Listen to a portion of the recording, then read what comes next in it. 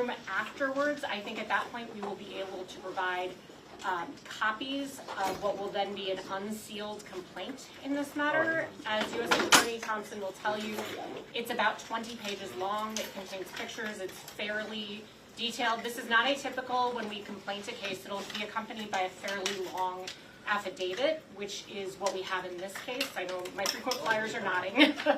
And then you might have this question, but just so you know, there is, per our media advisory, 1:30 p.m. this afternoon at our other federal courthouse. For any of you who aren't our frequent flyers, we have two because we're the Twin Cities, and this afternoon in St.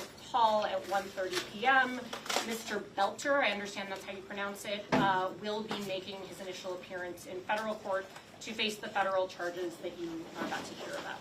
So I don't want to hold my own press conference, just want to give you some backstory on logistics. Yes. Yeah. Does that mean that the Hennepin County court appearance that was supposed to be at 1:30 p.m. is not happening at all then? He's in federal custody, so yes, he'll be in federal custody. And you can ask that of Thank you. U.S. Attorney Thompson, who will also explain we're all in very close coordination. They're going to come in this door. I'm going to get everybody situated. We'll all take a beat. We will be doing some limited questions. Anything else on the logistical front? The slideshow, how are you going to share that with us? Yes. So almost all of you are on our media, well, some of you are on our media distribution list. If you're on our media distribution list, that is where we share it. If you are not, we'll probably actually we'll pass around a notepad. I'll put it in the back, write it down, and we'll get it to you. I think that's the most, instead of cards actually, that'll probably be, because then we can add you all to the media list, all the exciting things we do in Minnesota. And so I will have a notepad in the back, and frankly, I'll start to pass that now because we're a good 10 minutes out still. And the unsealed document needs a paper copy? I will hand you paper copies of the unsealed document. That will also be hitting the docket, so there will be an electronic copy. I just thought instead of all of you guys scrambling to log into ECF, a paper copy might be nice. You're welcome. Anything else I can do for anyone here logistically? Okay, great. Sit tight, and we'll start to pass around if you're not on the distribution list. Yeah. Drew Evans, Jeremy Thompson, and Alvin M. Yeah, so he's not going to be at the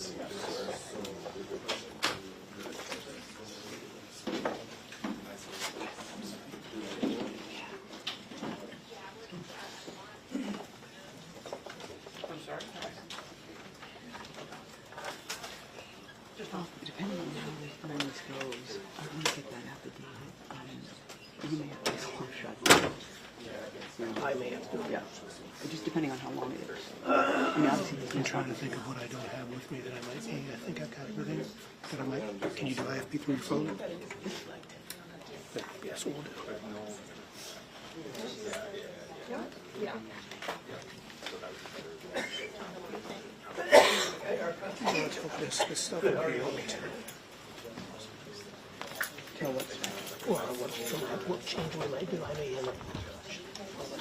It'll be on the fly, so it's not. Their heads are cutting. Hey. Yeah. We definitely need to move at least one of our live shot crews to St. Paul. Okay, we're going to pass that out. Yeah. Can you, and we'll work it out ourselves, but his court appearance is 1:30 local in St. Paul, federal court. Yes. So if you will work it out, because I'm a supervisor, but I wanted to get the ball over. Are you going to have it up here? Sometimes I do what you ask me to. Well, I'll just say this thing. Testing 1 2 3, speaking volume. Testing 1 2 3. Hey, the name line. Testing 1 2 3, speaking volume. Acting U.S. Attorney Joe Thompson will be speaking. Testing 1 2 3. Probably at this volume. On which side? If you're facing the federal building, which side are you on? Hey, so I just they're in the middle, but we're going to need to move at least least one of the live hikers, if not both, to St. Paul. That's where the initial court appearance is. We confirm that. Got it. Okay. So Aaron and Will are going to. All right, can you hear me? Testing 1, 2, 3, Tommy. All right, good. Anybody else need more? Or is everybody good? But it's confirmed Appreciate it. 1:30 Central in St. Paul. Initial court appearance. Thanks. Bye.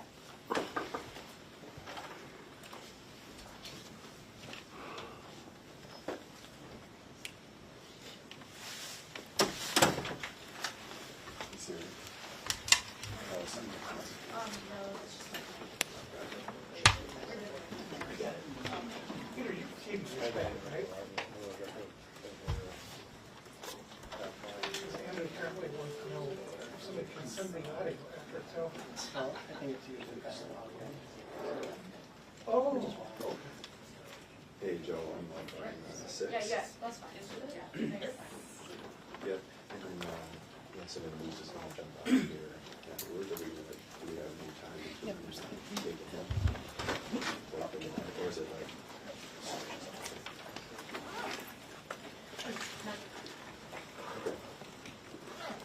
Do we have an IFP that I could take? So that's all right. Okay. I'm gonna give Blue.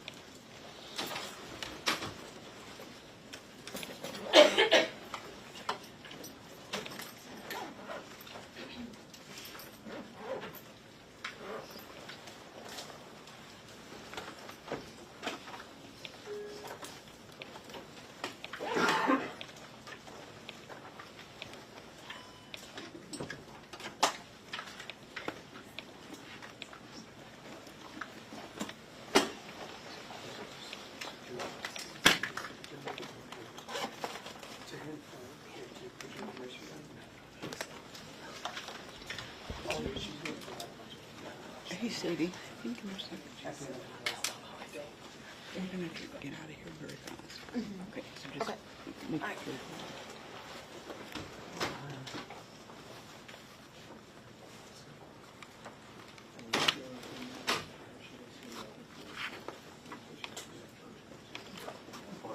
I went to St. Paul.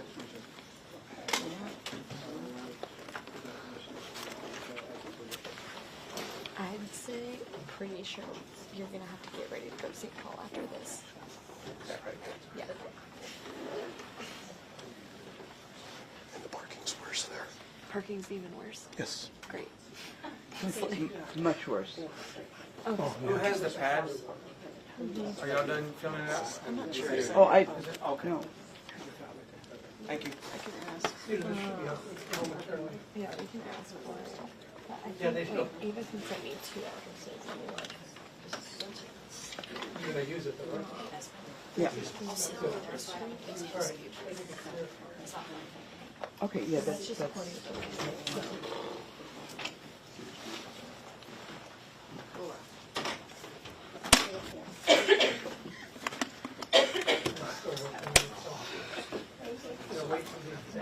yeah, that's what she pulled up. Esme, how are you?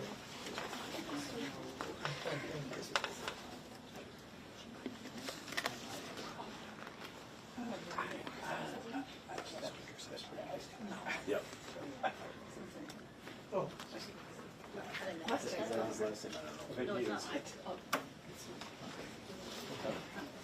Yeah, sorry.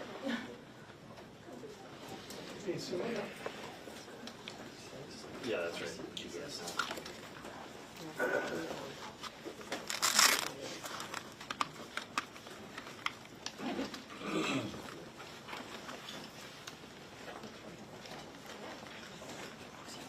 See ya.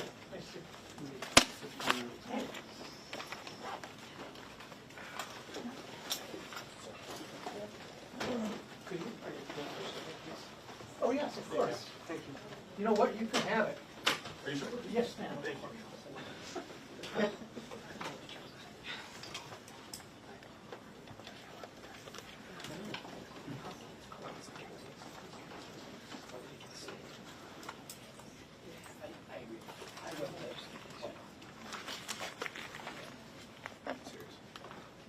Actually, can I trade you this one?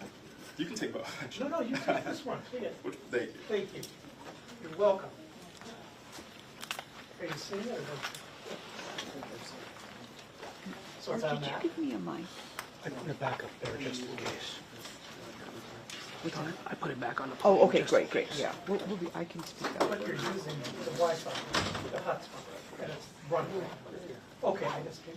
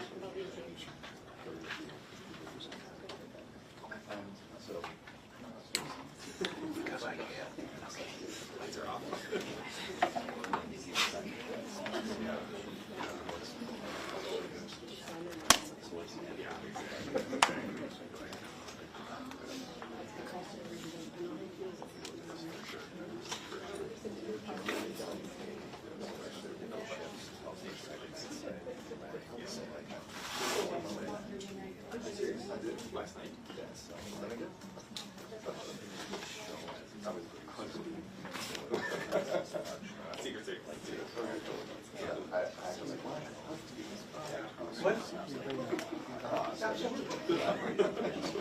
But if somebody wants to. This is my own.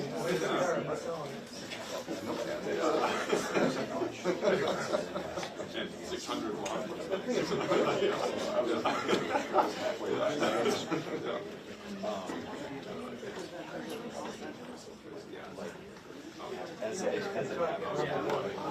Otherwise, it's like.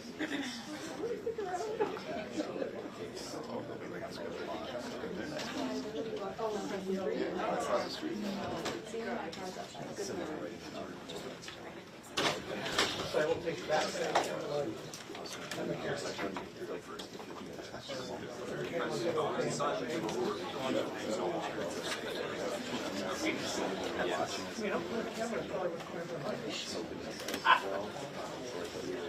Oh, is it?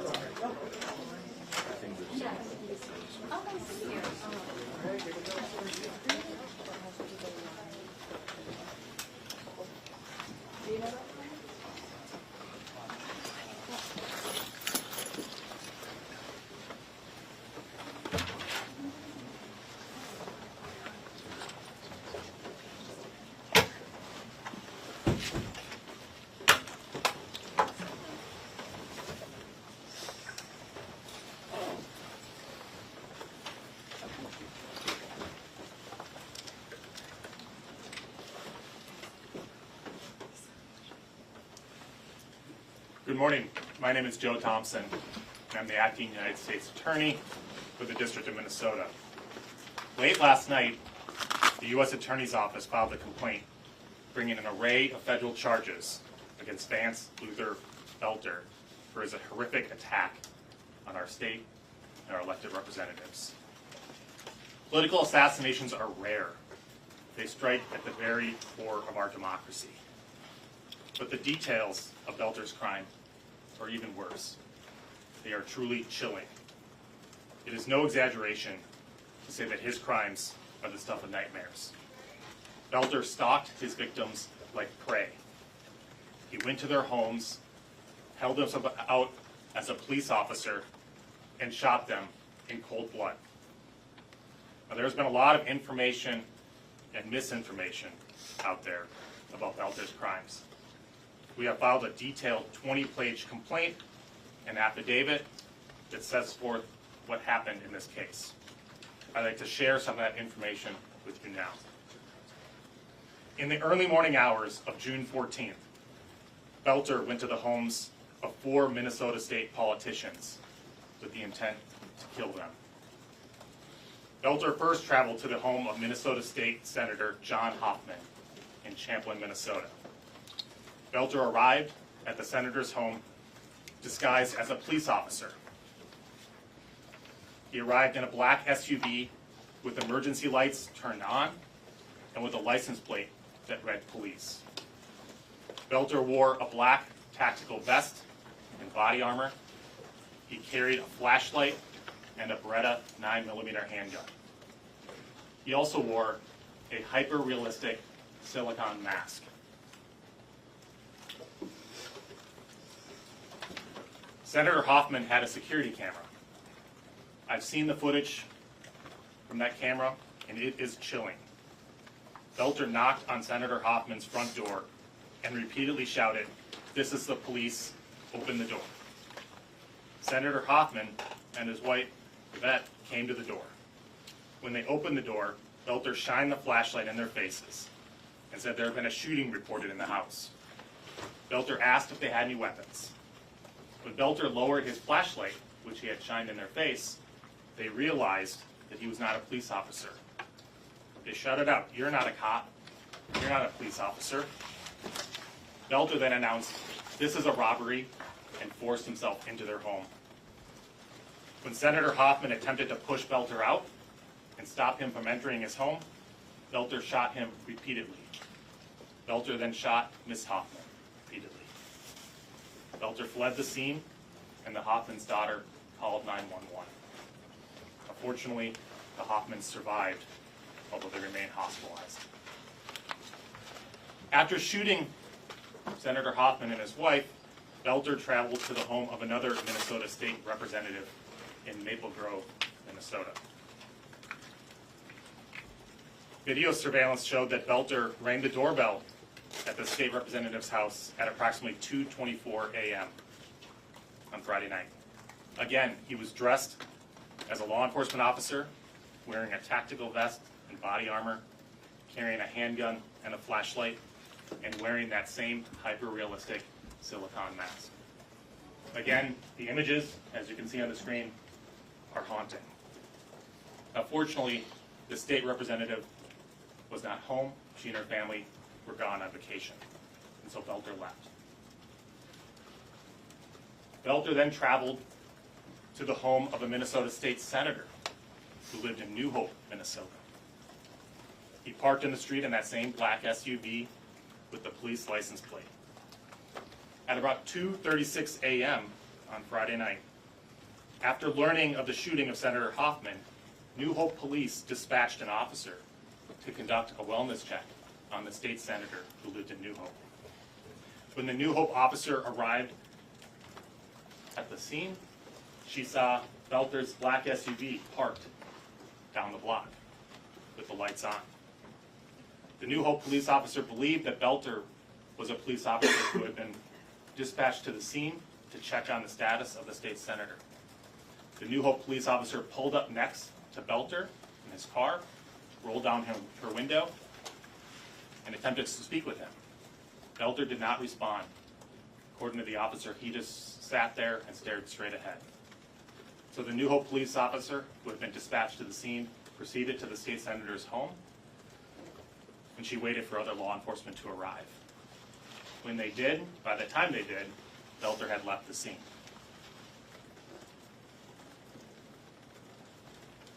Belter then traveled to Brooklyn Park, Minnesota, and the home of Minnesota State Representative Melissa Hortman. At approximately 3:30 a.m., Belter arrived at Representative Hortman's house in his black SUV with the police license plates. He parked in the driveway and left the emergency lights on his SUV flashing, as if he was a police officer.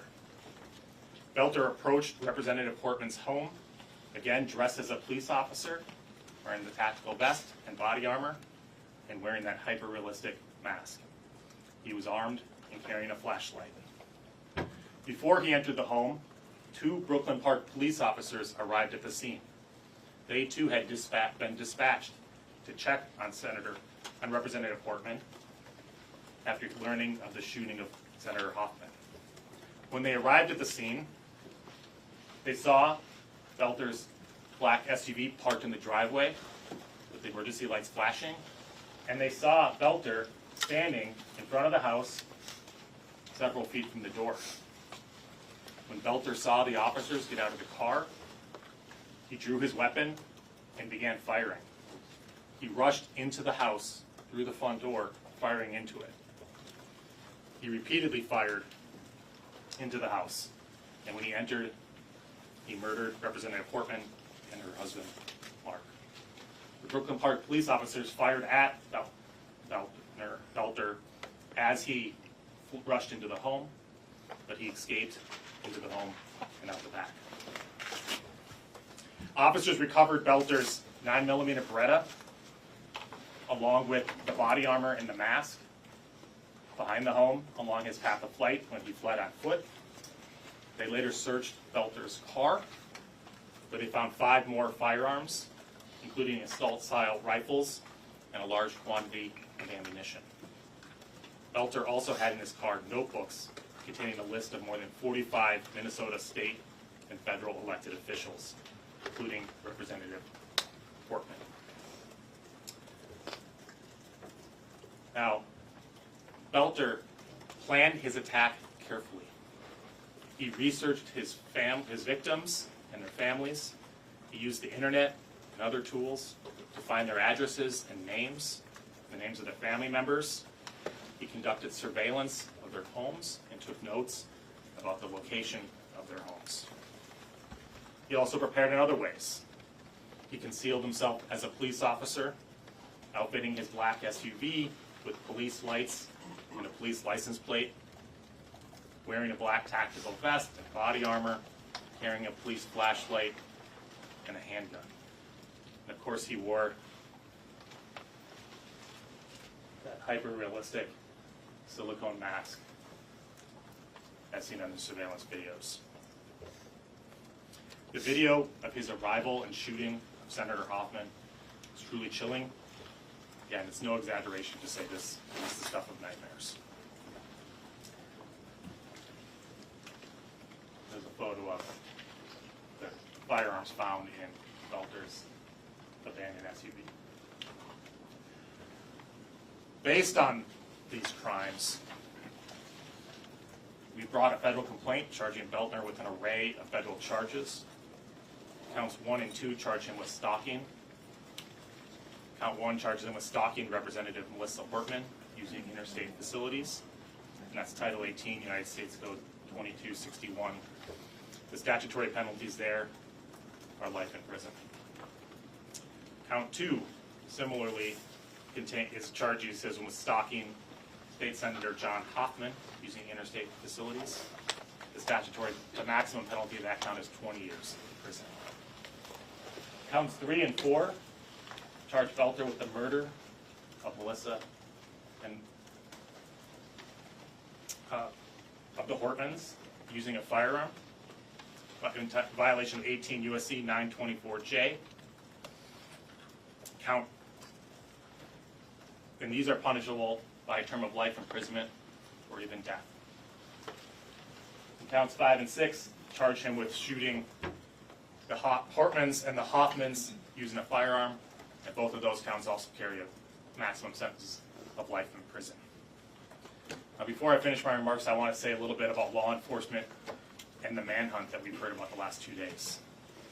Over the past 48 hours, federal, state, and local law enforcement from throughout the state of Minnesota have worked together to carry out the largest manhunt in Minnesota history.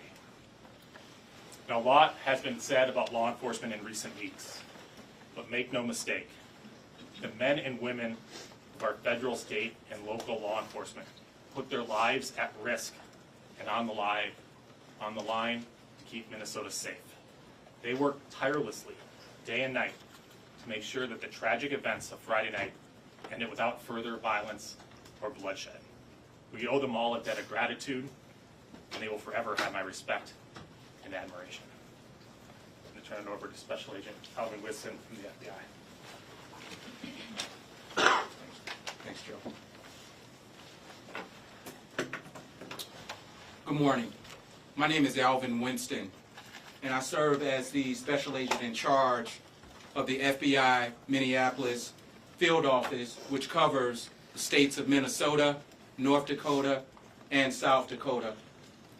I want to begin by extending my deepest condolences to the families of the victims and to the community that has been shaken by this devastating act of violence. Our thoughts remain with those who are grieving and all who have been impacted by this tragedy.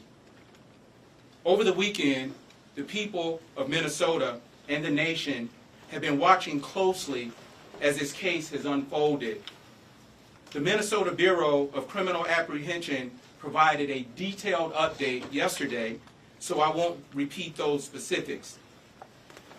This was a targeted attack against individuals who answered the call to public service.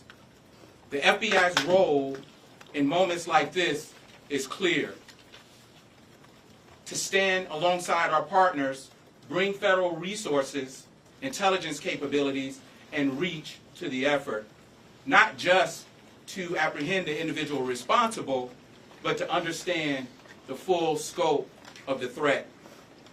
That work continues.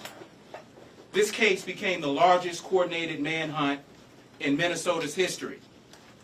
We are proud to stand shoulder to shoulder with our law enforcement partners across the state.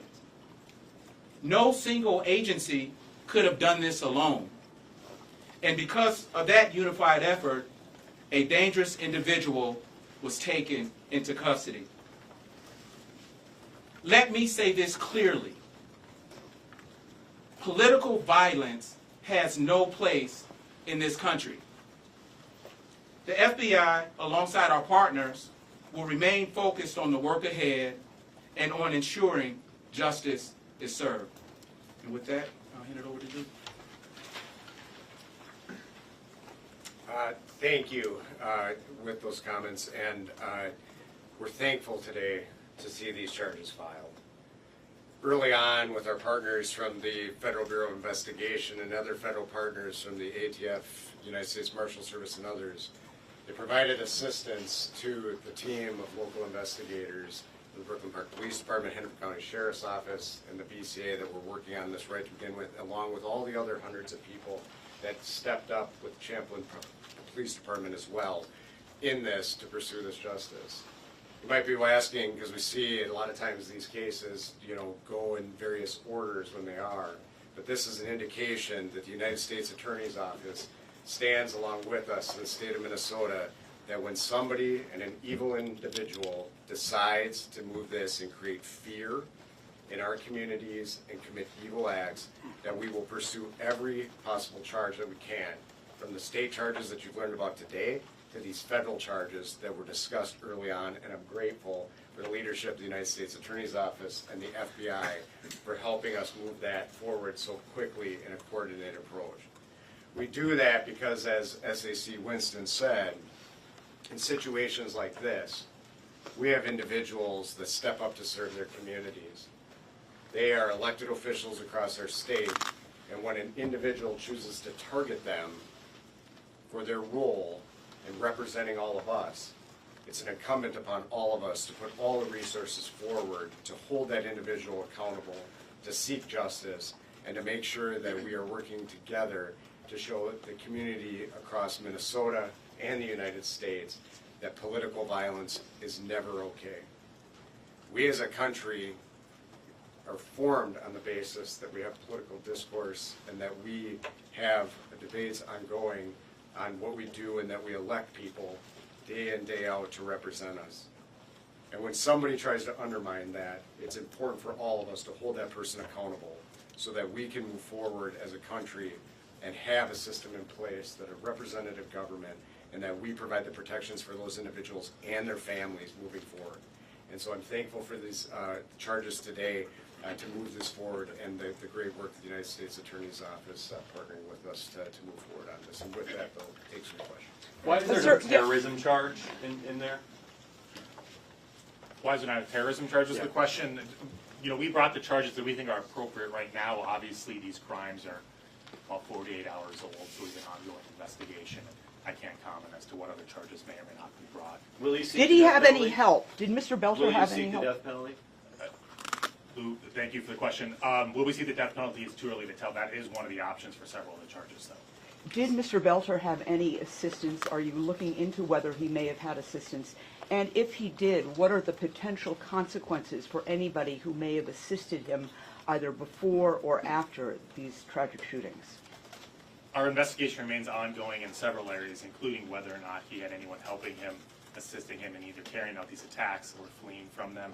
I can't comment on that at this time. There's nothing in the complaint suggesting that someone did, but the investigation is ongoing. In fact, it's just in its infancy. It's been 48 hours, most of which we are primarily focused on finding him. What are the consequences? Surveillance cameras in Minneapolis shortly after these crimes occurred. Do we know how he got from Brooklyn Park to Minneapolis? Was it on foot? I don't know the answer to that. Can you speak to clarity about the state charges concurrent with the federal charges? How does that all work? Does this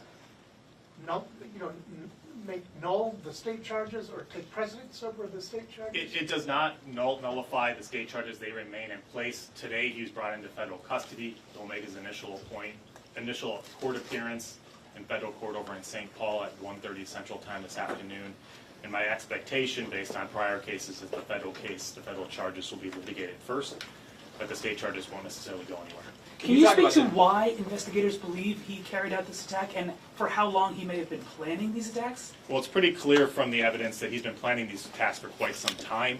There's voluminous writings, as you've seen in the reporting, that were found both in his car and his house about his planning, lists of names and individuals. In terms of the why, it's unclear. Is he cooperating with you? Interaction with the New Hope police. What had law enforcement been told at that point? Were they aware to be on the lookout for a dark SUV that resembled a police vehicle? I don't know. I can turn that. I don't know if one of my colleagues here know. I know that they had heard about the shooting of Senator Hortman and being the diligent law enforcement they were, knowing that they had elected officials living in their communities, they went out to do a wellness check. I don't know more than that. You know, what I can say, and as you can, I don't know the specifics of the question and what on that, whether it is. What I will tell you is that Hennepin County law enforcement working together at that time knew of that, and so as the different jurisdictions were on duty, some of them did proactive. You know, as you've heard from Chief Bruley on this in Maple Grove, for example, or in Brooklyn Park, for example, they went out proactively to check on the status and the well-being, and that's how we countered this and prevented additional attacks, which we believe certainly could have occurred from occurring. So we don't know the specifics on the New Hope as to what they were doing, but they were tracking the shooting that happened, and so several of them were being proactive in checking on various people that they knew resided in their city. Is there reason to believe that the officers in Brooklyn, or the Brooklyn Park officers that responded, did he shoot at them, or was he shooting into the house and they kind of like chased him into the house? My understanding is it's unclear at the moment whether or not he shot at them. It's possible that he did. It's not clear. Obviously, it was a chaotic scene. And was he wearing the mask when the New Hope officer interacted with him? I believe he was, although I can't say for certain. Is there reason to believe that there was plans to commit additional violence at, say, the protests that were going on that day? I've not seen evidence of that. It's hard to say what his plan was. Obviously, he went to the homes of no less than 4 elected officials. He had a list of other elected officials, their home addresses. So To make sure that we connect the dots properly, could you name the other two officials? You know, we can't at this time. It wouldn't surprise me if they publicly identified themselves, but it's not really my place to do that if they want to protect their own privacy. What's your message to Minnesotans who may get a late night knock on the door from police if something's going on in their communities? I mean, can you just speak on that? I'm going to let law enforcement handle that one. I don't know if someone, sure, please. Good morning, Police Chief Mark Bruley, Brooklyn Park Police Department. Great question. Like we sent out a message to our community when this first occurred is you always can call 911 and verify if the person at your door is a police officer. If they are a working police officer, they will be connected to a dispatch center that can validate that. So the first thing I would do is if you're concerned about it, is call 911. Obviously, there's a lot of different uniforms, and it's never wrong to do that. Can you clarify the shooting stuff? Because we were told, I believe, that the person in custody did shoot at police at the Hortman residence. That's an important detail. Yeah, so I'll answer this again. That's part of the act investigation, and I know there's been a lot that's going on, but as any time law enforcement uses deadly force, there's a walled-off separate investigation to examine that. At that time, I will tell you, we still work through. We are gathering evidence when we go through. This happened incredibly fast. What I can tell you is the police officers that were there on scene, that while they were assessing the situation, that the gunfire erupted. And we are still working through and reconstructing that crime scene. We've gathered all of the evidence related to that. And what was said there is that this is definitely happening very quickly, and we definitely know that he began shooting at the Hortmans, as will be detailed in this information, immediately once the officers were assessing the situation. Whether or not that the gunfire was returned at the officer or not, we are working through that. We need to recreate the crime scene. Can you identify the motive? And I should say, I want to say, like, in that process, the gunfire was erupting in such a way all around that is partly why with the reasonable interpretation on some of those is where that came from. Can you identify the potential motive here? It has been widely reported that the list, his hit list, contained names of people who are abortion rights supporters. And also, can you please release the names of the two other targeted victims who were fortunate to get away? As I said, with respect to the other two potential victims, I think it's up to them whether they want to publicly identify themselves. As I said, it wouldn't surprise me if they do. They're elected officials. But that's their right. Obviously, they may have families and children and privacy interests that they need to sort through. So I'll let them do that.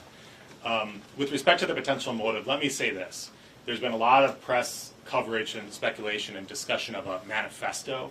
I've seen nothing like a Unabomber-style manifesto in his writings. He had many, many notebooks full of plans, lists of names, surveillance, efforts that he took to surveil and locate the home addresses and family members' relationships with these elected officials. But I have not seen anything involving some sort of political screed or manifesto that would clearly identify what motivated him. Obviously, his primary motive was to go out and murder people. They were all elected officials. They were all Democrats.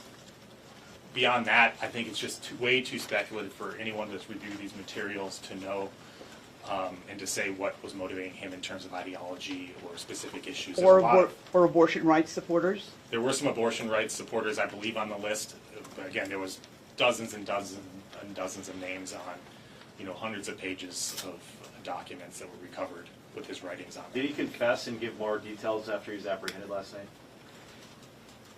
I'm not going to comment on that at this time. Can you talk about how long this pre-planning and surveillance went on? Do you have any idea? It appears to have gone on for an extensive period of time. I think it's unclear. The writings appear to have been done at various times over the course of at least months, I would say, but beyond that, it's speculative. Did he have there's kind of two questions that go towards the same thing. He appeared to be involved with some kind of a home security or professional security operation.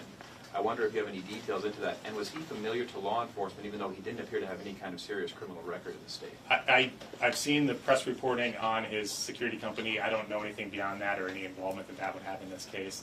And I have no knowledge of his interactions with law enforcement prior to this. Can you comment at all about, his car, the light pack, the license plate, maybe a bit of a badge sniffer? Was he obsessed with police? I have no idea. I think I skipped over the slide. The police license plate wasn't an official-looking police license plate, as you can tell. It said, I believe it was like a reflective black things that you would buy to put on like a mailbox, like your address on a mailbox. Was he a bit obsessed with the, do we know? I have no idea. There have been reports that his wife was, quote, detained at a rest stop in Onamia, and that in her car was found weapons, passports, and a lot of cash. She was also with 3 children. Is that true? And is the wife being investigated? I'll defer to law enforcement on that one. Yeah, I can answer the question. So when, the question was detained, obviously, when an individual commits these, heinous acts and we knew he was the suspect in this case, we're going to want to talk to the family. At this point in time, this is, under active prosecution, and so we want to be careful about what we say. She was cooperative with us at that time. There were a firearm in the vehicle at the time, had valid reasons for her to, she was legally in possession, I should say that, at this time, and there were other items that were recovered, but we're going to leave that to some of the prosecution. Could you say passport and cash? So we at least get we're not going to comment on all of it, as this is still continue to be part of the active investigation. We need to figure out exactly what all of this means in relation to this. To be clear, there's not going to be a first appearance in district court then today, and then where is he being held? There'll be an initial appearance in federal court over in St. Paul, Minnesota at 1:30 Central Time this afternoon. I do not anticipate there will be an appearance in state court today. Just one more question on the hit list. You said 45 names, and we've seen more than that. Was there more than 45? There's lots of, Yeah, and I think it can help. There's a lot of names that we're working together right now. So the FBI, there are some, and we've mentioned this, that there are some other names that are from out of state. They have been working through through our Fusion Center network across the United States, and then our partners at the FBI are helping coordinate with that in that process. The question is a good one. Part of what we're looking through with the names, the numbers that you're referencing, was names in multiple notebooks. Some of them are redundant. So I don't have a total number of people that were in there because some of them are overlapping on multiple lists. And again, I do want to continue to clarify. This is not a list of people that was in a numerical order and some sort of ranking. These are names that are being developed as we are looking at this across multiple writings in terms of that, just to be clear about it. And was Senator Hoffman's name even in there, though? I believe it was. Okay. Where is he being held? Right now, I think he's in the custody of the United States Marshal Service over at the St. Paul Federal Courthouse. Beyond that, I'll defer to the marshals on where he'll be held, assuming he's held in custody pending trial. Can today's court appearance be considered an arraignment? Is there anything you can tell us about what's supposed to happen today? It'll be an initial appearance because he's only charged by complaint. He has not yet been indicted. So he'll have an initial appearance, as all defendants do, before a federal judge, where he'll be asked to identify himself. The court will appoint a lawyer to represent him, or he can retain one and have a lawyer represent him. And then the court will ask whether or not we will move to seek his detention pending trial, which we obviously will. And then the court could set a detention hearing and a preliminary hearing to assess whether or not there's probable cause to charge him by complaint. How much of that will happen actually today is unclear. We'll see at 1:30. And it's at the Warren E. Berger Federal Building, and that's the only court appearance today? Correct. Thank you. For Superintendent Evans, yesterday, the way that things played out yesterday, when you came up for the 5:30 or so press conference, did you know that he was close to being caught at that point? Or did it come as a surprise when you got the trail cam information or from a neighbor who saw him in the field? So that, we, as noted, we still had belief that he was in Sibley County. When we held that, we did not know the information specifically that he was there. Based on the overall investigative, that was still our belief there, but the specific information that led to his arrest at that time, we were not tracking yet. So, and I assume that's related to the timeline. These teams and the law enforcement teams acted very quickly when they had a specific lead that led us to know he was in that area. And so it was a relatively short period of time where they converged and were able to do that. What we knew before this news conference was bad enough. What you have told us is even worse.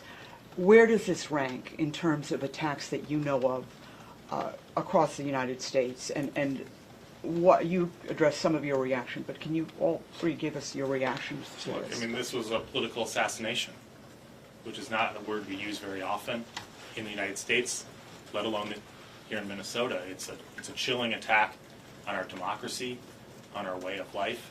It's only the most recent example of violent political extremism in this country, and that's a trend that's been increasing in recent years. That's unfortunate. And I hope it a wake-up call to everyone that people can disagree with you without being evil or needing to be killed or hurt. You mentioned that multiple different aspects of this investigation were found in multiple different notebooks. How many were discovered, and were they all in his vehicle? My understanding is some notebooks were recovered from his vehicle and others from his house, although obviously there was law enforcement literally from all around the state. I couldn't begin to identify all of them. Representatives of many of those, or some of those agencies are here, but far more were involved. And so all I can say, there was many notebooks recovered from multiple locations. And part of it's done. It makes sense about him going back home. Like, what was he thinking? Did he say he was trying to get back to his house? I mean, it's odd, I guess you could say. I can't speculate as to what was in his mind. He obviously went on a murderous rampage on Friday, so I think I'm not aligned with his thought process. Mr. Winston, can you talk about, is there any sort of attention being paid to what kind of safety needs to be given to politicians at this time, or is this a space where people feel like any threat has left with this arrest? Okay, so what we're going to do is we're going to, of course, take these threats as serious as possible and throw all available resources towards these threats. We are in lockstep with the Capitol Police on a regular basis, and we're continuing to have those conversations about threats towards politicians. Thank you for that question.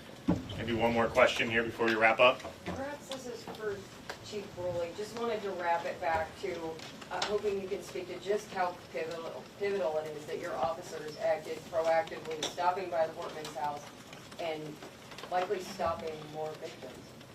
Yeah, great question. Just for everybody in the room, question is, how important was it that the police officer stopped at Representative Hortman's house, which really foiled this entire plan? It's incredibly important.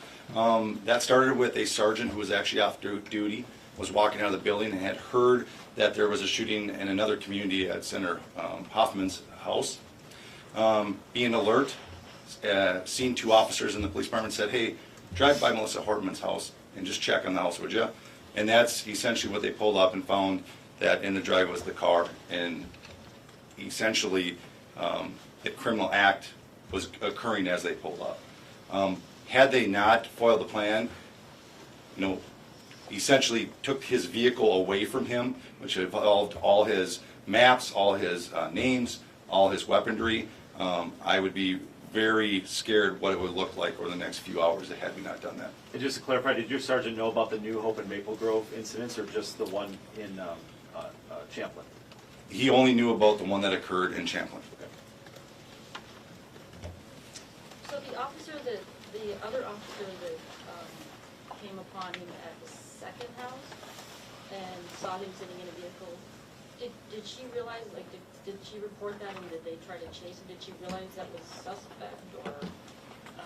I don't think she did. She knew something was awry, and then he left and proceeded to Brooklyn Park and carried out the next shooting. So got lost in the chaos of the event. Not lost in the chaos of events, but there was a new shooting shortly thereafter. It really is remarkable, to the question earlier, how he went to 4 houses that night, and in 3 of them, or 2 of them, he encountered law enforcement at the third and fourth one, and the second one, no one was home at all. It's remarkable how diligent law enforcement was at 2:30, 3 o'clock, and 3:30 in the morning on a Friday night, that they were responding to just do wellness checks on our politicians. It's a testament. The last 48 hours have been an incredible testament to the professionalism and dedication and commitment of our federal, state, and local law enforcement. Thank you all. Thank you. Thank you.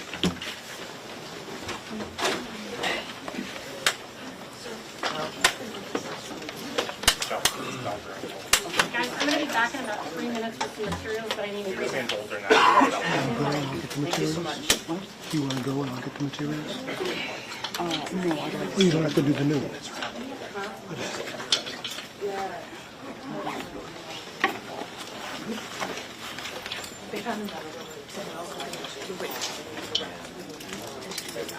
Yes. I don't know if he's done. Okay. The blue board? I don't think I've ever done it. Okay.